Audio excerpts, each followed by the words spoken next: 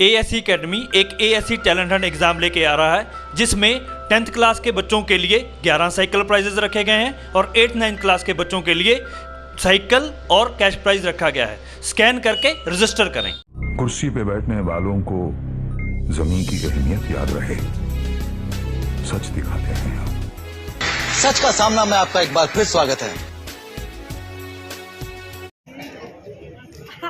दादा भूसे से साड़ गाड़ किया और मालेगांव का पानी दाभाड़ी को दे दिया। आपको दाभाड़ी का ही मालूम होगा। मैं बोलता हूं रावलगांव को भी पानी दिया गया, उसका ठहराव मेरे हाथ में अभी आया। इत्तेफाक से मुझे याद नहीं चला था, मैं उसको ठहराव को लेकर आता था। इन लोगों ने कुर्सी के लिए शेख रशीद खानवादा ने पूरे मालेगांव शहर को इज्जत को तार तार कर दिया। मालेगांव शहर के अंदर एक कमिश्नर था लतीफ देशमुख, खासतौर से आज आवाम को मैं बताना चाहता हूं कि लतीफ देशमुख करके एक कमिश्नर था मालेगांव कारपोरेशन के अंदर। एकदम छोटा सी पीस था, इतना बड़ा। वो जब रिटायर हुआ यहां से तो उसने मुझे बंगले के ऊपर ध्यान से फोन करके बुलाया कि एजाज भाई आप मेरे बंगले के ऊपर आओ। मैं जब बंगले के ऊपर पहुंचा, खुदा रसूल की कसम उसने जो बात बोला, अल्लाह को हाजिर नाजिर जान के बोलता कि उसने ये कहा कि ये शेख आसिफ मालेगांव शहर के लिए कैंसर है, इसको अगर तुमने खत्म नहीं किया तो मालेगांव शहर कभी तरक्की नहीं करेगा। कितनी बड़ी बात है, एक आयुक्त कमिश्नर बोलता। आप समझ लो कि कितना करप्टेड आदमी है।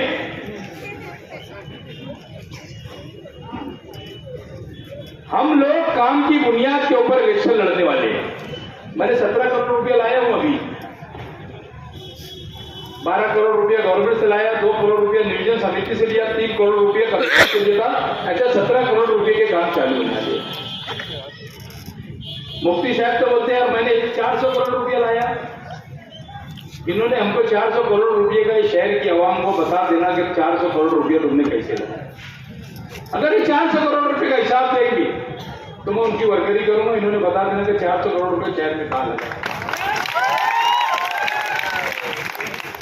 हजरत, आपको ऐसा लगता है कि वो दिन चले गए कि हाथ छोड़ भी बोलते थे तो लोग तालियां बजाते थे कि नहीं मुफ्ती साहब तुम कुछ भी करो हम तुम्हारे साथ है, ये नारा खत्म हो गया तुम्हारा।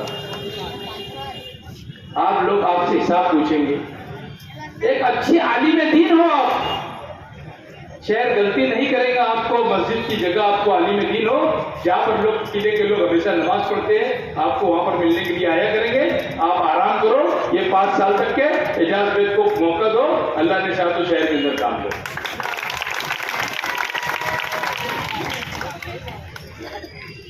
अजीब कहानी है शहर की। रजिस्ट्रार ऑफिस उधर चले गया, बैंक उधर चले गई, एफडी ऑफिस ऊपर चले गई। बाकी यहाँ के लीडरान ने एक लफ्ज को बोला होता कि क्यों गई यहाँ पर। रात भर मां बहने बैंक के पास नंबर लगा के सो रही। बाकी यहाँ के लीडरों को पसीना नहीं आया कि जाकर वहां पर बैंक के मैनेजर को कहे कि हमारे शहर के अंदर भी 2-4 बैंक को खुली है। मैंने रजिस्ट्रार ऑफिस के लोगों से जाके बात किया और उनको यह कहा कि अगर आपकी जगह की तरक्की होगी तो मैं मालेगांव कमिश्नर से बात करूंगा और बात करने के बाद आपको कारपोरेशन के अंदर एक आध रूम दिला के, जूनी कारपोरेशन के अंदर मैं एक रूम दिला के आपको यहाँ पर रजिस्ट्रार ऑफिस खुलवा दूंगा, जहां पर खरीदी बिक्री होगी। सबसे ज्यादा टैक्स मालेगांव के अंदर जाता, मगर काम 0। अभी तो नवी बात है मालेगांव का नाम बदली करने का। शहर के लोग, मैं आपसे एक बात पूछना चाहता हूं। मेरे मध्य मुकाबिल में जो लोग उम्मीदवार खड़े हैं, ये चुन के जाने के बाद क्या करेंगे मुझे तुम ये बता दो। मुफ्ती साहब तो रोना रो ही रहते कि हम लोग इख्तियार के अंदर नहीं है, इससे काम नहीं होता। तो कौन सा ये चुन के आ जाने के बाद ये सीएम बन जाने वाले आप? कौन सा 10 साल हमने मौका दिया, आप कौन सा सीएम बनने वाले हैं? अरे वो हमारा भाई, उसके दिमाग में तुम्हें लगता वायरस है। इस्लाम पार्टी लाया, अजीत दादा चाचा के हाथ से इस्लाम बेच रहा था मालेगांव के, इस्लाम बेच रहा राशिद चाचा के हाथ में पार्टी और इस्लाम बेचने का काम शुरू किया। क्या हमारे शहर के लोगों को मालूम नहीं है कि आप किसकी गोद पे बैठे हो और किसकी माटी पे बैठे हो? ये शहर कभी बर्दाश्त नहीं करेगा। ये शहर मस्जिद और मीनारों का शहर है और ये शहर के ऊपर जब भी कोई आफत आती तो एजाज बेग को लोग याद करते हैं। एजाज बेग अल्हम्दुलिल्लाह खड़े रहता है और वक्त उठ के जाता है। 2 बजे रात, 3 बजे रात, 4 बजे रात, दूसरे लीडरान तो फोन भी नहीं उठाते। तुम्हारा बताओ फोन उठाते क्या जरूरत है ऐसे लोगों को हमको वोट देने की? मालेगांव का नाम बदली हो जाने में चल रहा है जब तक कि हमारे लीडर आ जाए तब तक बयान नहीं दिए। हमारे मालेगांव की शनाख्त को बेच डालने की बात चल रही है।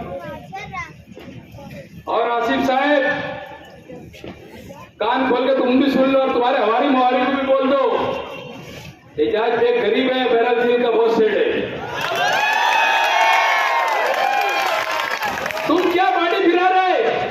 तुम्हारे लोग क्या बोलते हैं?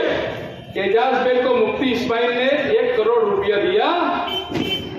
आसिफ साहब आपका नाम मैंने 32 तारीख रखा हूं, आप 32 तारीख है और ये हमारे मुफ्ती साहब भी हमने भुगते आए क्या नहीं? मैं 1 करोड़ रुपया देंगे और तुम मेरे को चलाएंगे?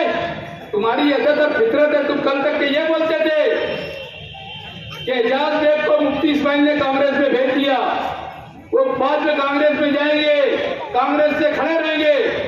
ये सारी बातें करते हैं, फालतू बात करते। इन्होंने काम की बुनियाद के ऊपर काम ही नहीं। मालेगांव शहर के अंदर आपने मुझे नुमाइंदा बना के भेजा। सबसे पहले मैं मालेगांव पावर कंपनी जो आई है, एमपीएसएल कंपनी, आपको बोलता है इस कंपनी को भगाने का काम सिर्फ एजाज बेग ही करेगा और कोई नहीं कर सकता, क्योंकि ये रिश्वतखोर, ये रिश्वत देते हैं दोनों के दोनों, हाजी और माजी आमदार। आज तक के एक बात पावर कंपनी के खिलाफ नहीं बोलती। सबसे खराब अगर कोई चीज है मालेगांव के अंदर, आप लोगों को दिल पे हाथ रख के बोलना चाहिए। एक प्लेट पुलाव और 500 रुपए में बिकने का काम इस शहर की आवाम ने नहीं करना चाहिए। अगर आपने बिक गया तो आपका जो 500-700 रुपए का जो बिल आप 1500-2000 रुपये आ रहा, ये 55,000 रुपये तक आएंगे और आपको कोई सुनने वाला नहीं रहेगा। मैं जब नींद से बेदार होता हूं तो कम से कम 5-7 लोग 10 लोग रोज टेली पावर के मसले में मेरे पास आते हैं। टीवी सेटर का मसला हो गया, एमडी सुर मार दिया, किसी का क्या हो गया, ये लीडरान सुनते नहीं है, बात भी करने तैयार नहीं। हमारे शहर के अंदर एमबीबीएस कॉलेज कैसे आए, बीडीएस कॉलेज कैसे आए? आज सबसे बड़ा मसला पानी का है। वासुल गांव के अंदर 150 एकड़ जमीन है। अगर आप लोगों ने मुझे नुमाइंदा बना के भेजा तो गवर्नमेंट से वो जगह लेकर 350 एमसीएफटी पानी वहां पर जमा होगा और वो पानी के भरण का काम में एजाज को शुरू करेगा। इनको तो मालूम भी नहीं होगा कि वासुल गांव का है। इनको बताओ बोला वासुल गांव कहां पर है, क्योंकि हमको काम नहीं करने का है। हमारे पास पैसा है, अजीत दादा ने भेजा हुआ करोड़ों रुपया है। मौलाना के पास भी सिंधे का माल है।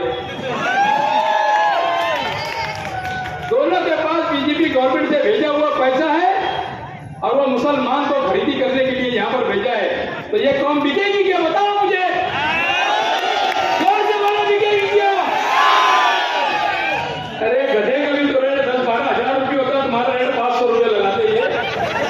शहर की आवाम को सुधर जाना चाहिए और मैं समझता हूँ कि ये आवाम ने दिल और दिमाग बना लिया कि इनको घर भेजने की जरूरत है। इन्होंने कुछ काम नहीं किया।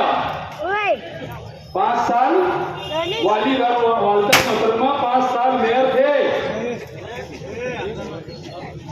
5 साल मेयर रहने के बाद इन्होंने 5% पानी पट्टी जो बढ़ के आती थी, उन्होंने उसको ठहराव करके रद्द भी नहीं कराया कि भाई इसको रद्द कर दो, हमारा शहर बहुत परेशान है, हमारा शहर बहुत गरीब है।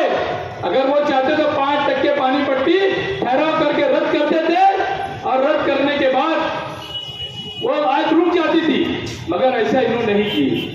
इनको जरूरत नहीं है आवाम की, इनको इनके पैसे से पैसा होना, करोड़ों रुपये का घपला फिर इन्होंने ठेके के अंदर किए, कचरे घोटाला अभी फिर किए इन्होंने। बच्चों की खिचड़ी खा जाते हैं।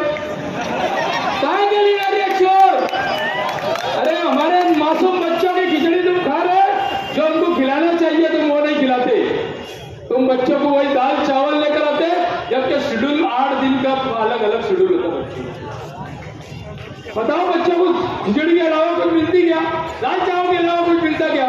रोज उसल, चौली, मटर, अंडा, केला, दूध, ये सारी चीजें शेड्यूल के अंदर है।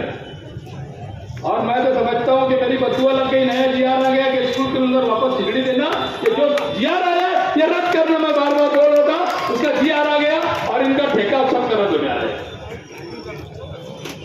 मैं आप लोगों से वक्त की कमी की वजह से मैं आज बहुत सारी बातें करना चाहता था, मगर मैं एक बात आपको बोल रहा हूं कि 20 तारीख को आने वाले वक्त के अंदर 12 तारीख का जो हादसा हुआ था, यहाँ के आजी और माजी आमदार ने जो फंसाने का शहर के अंदर लोगों से काम किया था, आप उसका बदला 12 तारीख का बदला 20 नवंबर को लेंगे, ऐसी मैं आप लोगों से अपील करता हूं।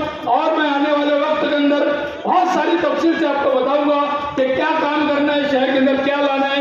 आपने नुमाइंदगी की है तो मैं क्या करूंगा। शुक्रिया, जय हिंद, अस्सलाम वालेकुम।